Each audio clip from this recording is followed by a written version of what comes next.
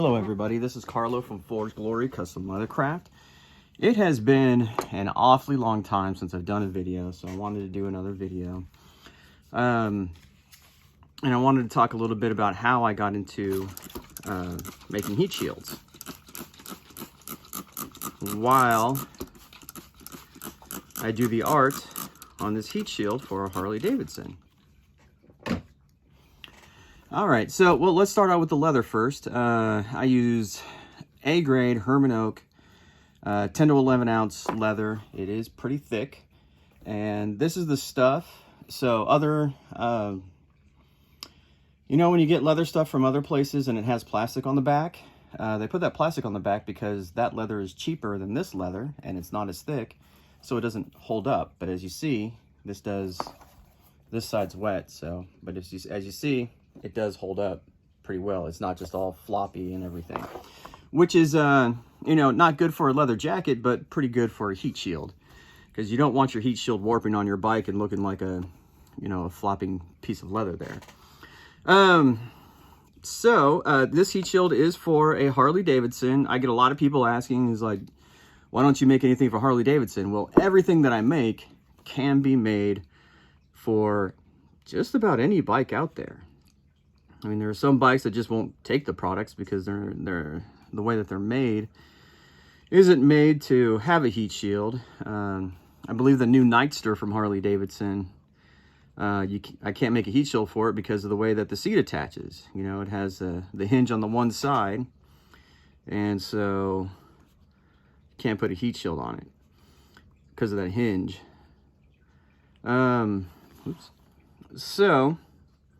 So this leather, I've already cased it. Casing means that the leather is wet, and when the leather's wet, it's easier to put the art on. The art has already been applied, drawn on there, and the way that I do that is I use this thing, and you know, I put that next to it, and I start drawing it the best that I can. Or sometimes you know, if the art is too difficult, I actually tape the art on top of the leather, and we go from there. No, we tape the art on top of the leather, and then I trace over the art with this thing. And this one kind of like has a ball tip to it. Not sure if you can see that, but it has a ball tip to it, so it's kind of like a pen, and it doesn't scratch. It just smooths over nicely. But the other side does have the sharper tip to it without the ball at the end. So it will scratch, you know, and there are some things that you need to scratch with. You just need to make sure that you're holding the right side when you're using it, depending on the application that you're doing. So, how did I get into heat shields? This is a funny story, actually. I'm not sure if I told this before, but if I have, you'll hear it again. So as you all know, I've been making leather stuff for quite a while. Started out as a hobby, you know, just posting stuff on Facebook, being like, hey, look what I made. And, you know, a lot of people started liking it and whatnot. And people would send me messages and say, hey, can you make this? Hey, can you make that? Hey, can you make this? And some things I knew how to make and some things I don't. So one that came up, I'd say about 4 times, was, hey, can you make a crotch cooler? Well, I heard the word crotch cooler, and I've been asked to make some things that are, what's a good word to use it? Kink involved. And, you know, I mean, not my thing, and not what I want to, you know, that's not what I want to be making. I want to be making motorcycle parts. And so when they said crotch cooler, I was like, yeah, no, you know, that didn't sound like something motorcycle related. So I was like, yeah, no, I don't make those. But thanks for thinking of my shop, and, you know, here's what I do make. And, you know, and then after about 5, maybe 6 times of people asking for crotch coolers, I finally asked. I was like, what is a crotch cooler? I have no idea. Since these are all motorcycle people asking me, and this is a common thing, I'm like, maybe I'm misinterpreting this in some way. And so when the person asked me, and I was like, what is a crotch cooler? And they automatically sent a picture. And I saw the picture come through, but I didn't see what the picture was. So now I'm worried that I'm getting some kind of, that I'm going to be seeing a crotch being cooled.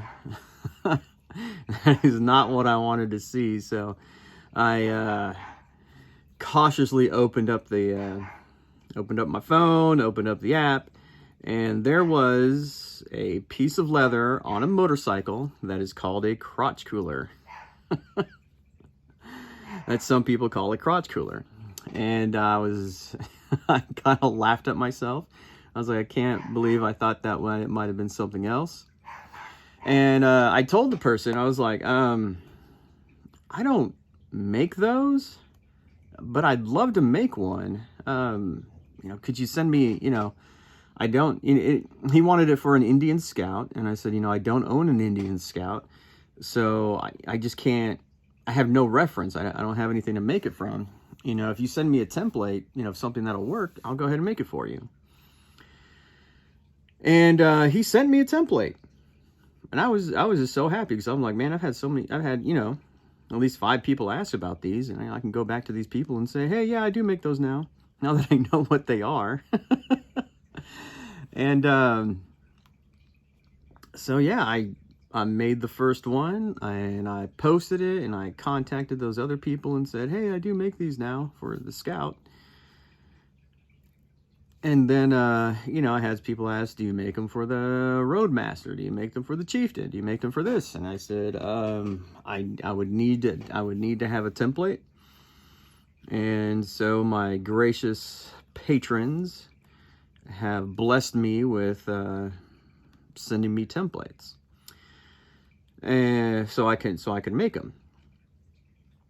And then one very, very generous patron of mine, who I will forever be grateful for, actually, he said, I'm not good at making templates, but I have money, and I'd like to, he didn't say I have money, I actually added that in. I'm sorry, I shouldn't say that. He didn't actually say that. That's what I said. But he had money, so he rented me an Indian Challenger because he wanted a heat shield for the Indian Challenger, a fender bib, and a tank bib. And so he was like, hey, I'm not good at making templates, but I can rent you an Indian Challenger at a place close to you, and that way you can have it and you can make everything that you need off of it. And I was like, well, that's really generous, thank you. And he rented it for me, or I found the place and sent him the link, and he had me pay. Either way, I got the motorcycle, and I came in love. I loved that motorcycle, and so my next bike will be an Indian Challenger. Sorry to Harley Davidson, but they don't make the bike that I like anymore. They've discontinued 2 of my favorite bikes, so which is fine. Harley doesn't have to make what I like. If it's not making the money, then they shouldn't be making it. But I know the Challenger's not a dyno or a Sportster, but those were my favorite bikes. And I wasn't a fan of their equivalent, the way that it looked of the motorcycle that is the equivalent to the Challenger. So I was just like, I like this Challenger. This thing's awesome.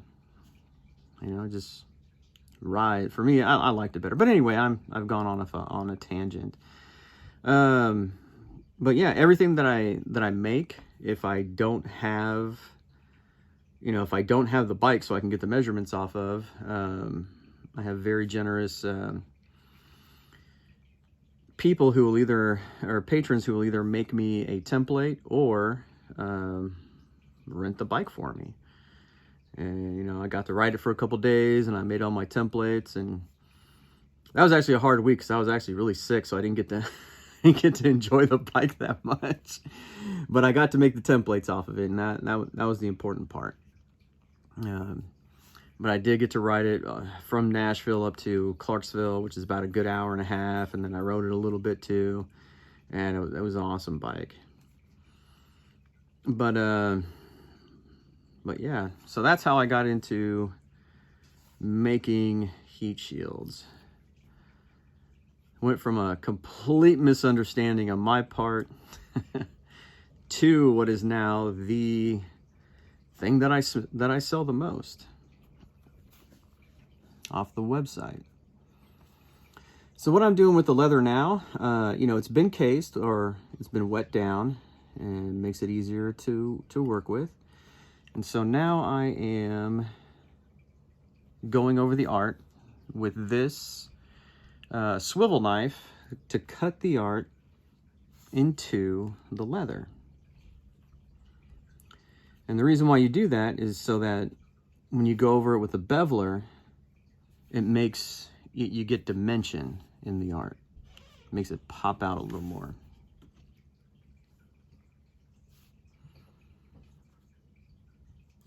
There we go. Almost done.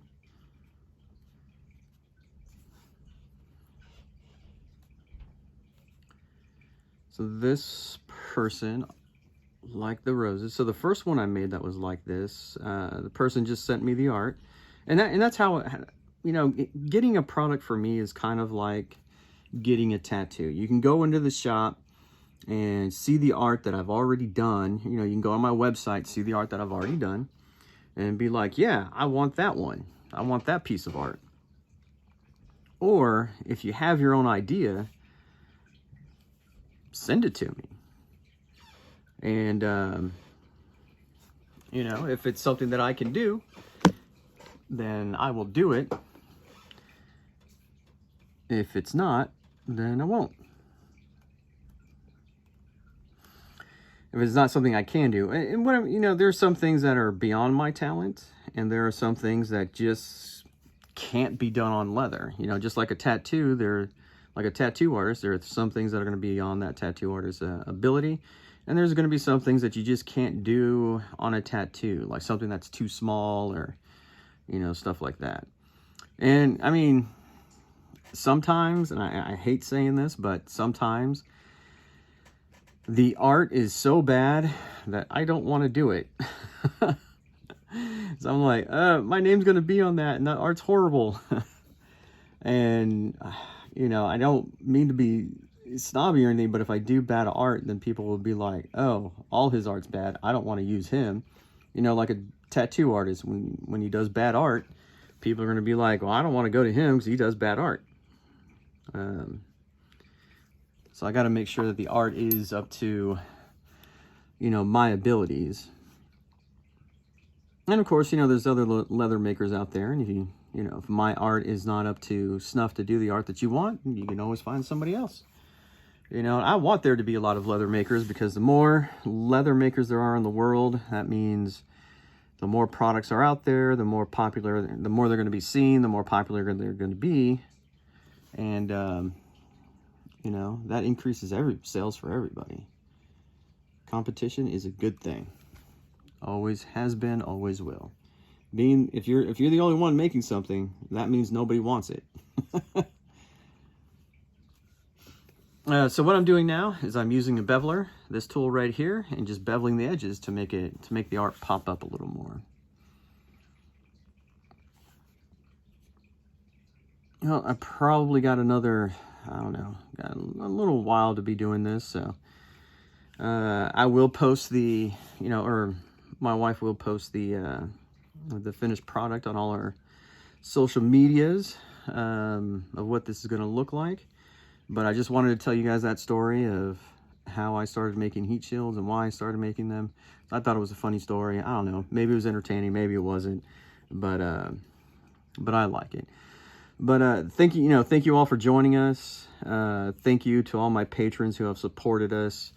I have so much to be grateful for. I am swamped with business. I'm swamped busy, and I love it. And I thank you all for keeping me busy. Remember, here at Forge Glory, we're all about the leather, your design, and my shop coming together to make some awesome products. And, you know, hit the like, hit the subscribe, hit the follow, whatever you're seeing this on, and follow us as we strive to become the largest source for all things motorcycle related.